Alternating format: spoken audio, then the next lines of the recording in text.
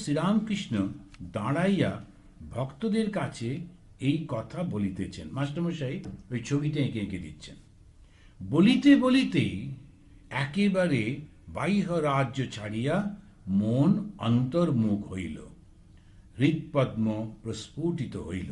মাস্টারমশাই এই তিনটি শব্দ হৃৎপদ্ম প্রস্ফুটিত হইল সেটা ওই বড় বড় কালো অক্ষরে লিখে দিচ্ছেন। এই কথাটি উচ্চারণ করিতে না করিতে ঠাকুর একেবারে সমাধিস্থ। হৃৎপদ্ম প্রস্ফুটিত হইল, এটা বলতে বলতেই সমাধিস্থ হচ্ছেন। এই সমাধিটা কি? আমরা যখন ঘুমোই তখন আমাদের তিনটে অবস্থা হয়। বেদান্ত সবসময় এই তিনটে দিয়েই বোঝায়। কি কি হয়? একটা হচ্ছে জাগ্রত, স্বপ্ন, আর একটা সুষুপ্তি। তো জাগ্রত অবস্থা, এটা আপনারা সবাই প্রায় জানেন। জাগ্রত অবস্থায় হচ্ছে আমাদের মন, শরীর এবং চেতনা তিনটেই একদম অ্যাক্টিভ রয়েছে। এরপরে যখন আমরা ঘুমিয়ে পড়লাম, শরীরটা একেবারেই আলাদা হয়ে গেল মনের থেকে। মন শরীর ছাড়াই সে স্বপ্ন দেখতে শুরু করলো। অর্থাৎ শরীরটা না থাকলেও মনের একটা জগৎ হয়, এটা হচ্ছে স্বপ্ন অবস্থা। কিন্তু তার সঙ্গে চেতনাটা রয়েছে। চেতনা না থাকলে মন কাজ করতে পারতো না। এবারে তারপরে যখন আমরা আর একটা জায়গায় পৌঁছই যেখানে স্বপ্নও দেখি না, এই স্বপ্ন ছাড়া যে ঘুমটা হয় তাতে 5 মিনিট 10 মিনিট ঘুমলে একদম খুব ফ্রেশ হয়ে যায়। একেবারে ফ্রেশ হচ্ছে জাস্ট 10 মিনিটে। কেন? মনটা তখন নেই, শরীরটা তখন নেই, কিন্তু আমার চেতনাটা রয়েছে। ওই চেতনায় যেই মানুষ পৌঁছয় তখন তার একটা এত আনন্দ হয়, আর কোনো কষ্ট থাকে না, না শরীর না মনে।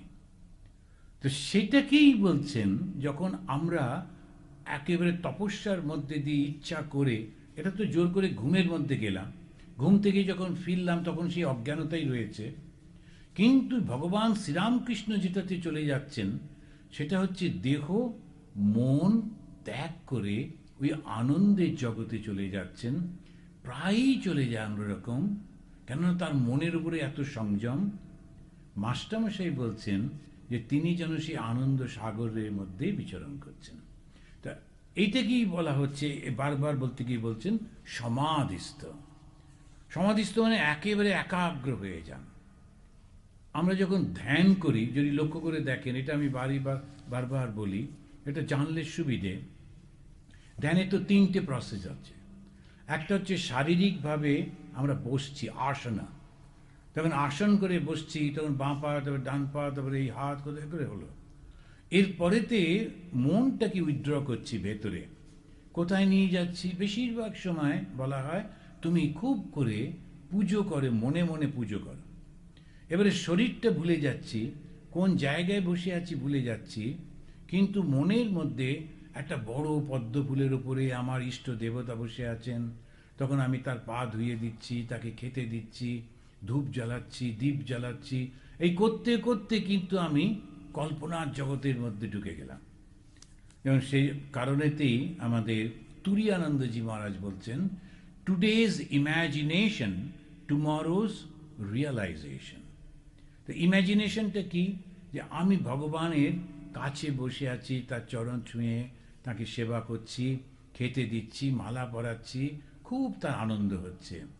করতে করতে একটা সময় আসছে যখন তার ওই রূপটা সমস্ত আলোর জগতের মধ্যে মিলিয়ে যাচ্ছে।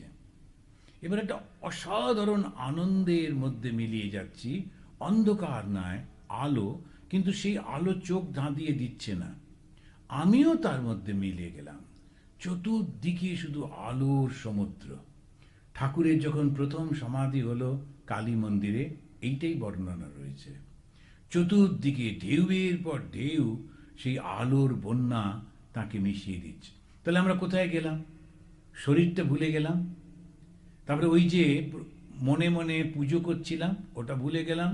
তো শরীর আর মনের বাইরে গিয়ে চেতনার মধ্যে চলে গেলাম। আর যেই চেতনাতে পৌঁছলাম তখন কি আনন্দ, আনন্দ আর আনন্দ। তখন কখনো দুঃখ হয় না। যখন কেউ কেউ খুব ভালো ঘুমে পরে আসে, একটা লোকও আজ পর্যন্ত বলেনি, ও স্বপ্ন ছাড়া যে ঘুমটা হলো কি কষ্ট হলো। একটারও দুঃখ হয় না, সবসময় আনন্দ হয়। কারণ শরীর আর মনের ওপারেই হচ্ছে আনন্দ। এই যে লোকগুলো নেশা করে, কেন করে বলুন? ওই শরীর আর মনটাকে ভুলতে চায়। যদি শরীর আর মনটাকে ভুলতে না পারতো, কেউ নেশা করতো না। নেশা কিন্তু করে শুধু ওই আনন্দটা পাওয়ার জন্য, ওর কিন্তু অন্য কোনো কারণই নেই। ওই জন্যে যখন ঠাকুরের কাছে একটি লোক এলো, প্রচণ্ড নেশা করে, গিরিশ ঘোষের চেলা, সে ঠাকুরের কাছে এসে বসে আছে গুম হয়ে। তো ভগবান শ্রীরামকৃষ্ণদেব বলছেন, সবাই সব কিছু কথা বলছে, চাইছে, তো তুমি কিছু চাইছো না যে? ও মশাই, আমি চাইবো ওটা আপনার কাছে নেই, আপনি দিতে পারবেন না। তখন বারবার বারবার যখন বলছে, ঠাকুর বলছেন বলো না কি চাই, দেখি না আমি যদি দিতে পারি। তখনও বললো, দেখুন এইখানে আসার আগে আমি একটু চরস খেয়েছি, তো গাঁজাতে টান দিয়েছি, মদও খেয়েছি, কিন্তু তবু আমার নেশা হয়নি। আপনার কাছে কি এমন কোনো নেশা আছে যে আমি একদম জগৎটা ভুলে যেতে পারি? ঠাকুর বললেন, ওইটাই তো আমি সবাইকে দিই, এসো।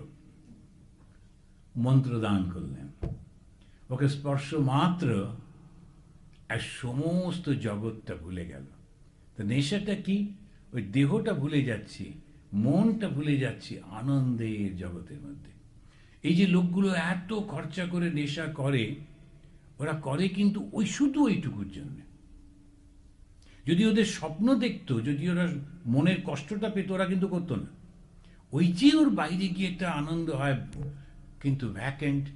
তারপরে যখন ফিরে আসে, তখন ওই মেডিসিনের মধ্যে দিয়ে যায় বলে আরও সাইড এফেক্টগুলো হতে থাকে, বুদ্ধি নষ্ট হয়ে যায়, শরীর নষ্ট হয়ে যায়, সমস্ত কিছু। কিন্তু আসল উদ্দেশ্যটা হচ্ছে আনন্দ। তা একদল ধ্যান করে করছে, আর একদল নেশার মধ্যে দিয়ে চেষ্টা করছে। তা এইটাই হচ্ছে আসল, আমাদের ওই শরীর আর মনটার বাইরে যেতে হবে। ওই জন্যে রোজ একটু করে ধ্যান অভ্যাস করা খুব প্রয়োজন। আর কখন ধ্যান অভ্যাস করতে হয়? যখন সমস্ত জগৎটা শান্ত হয়ে রয়েছে,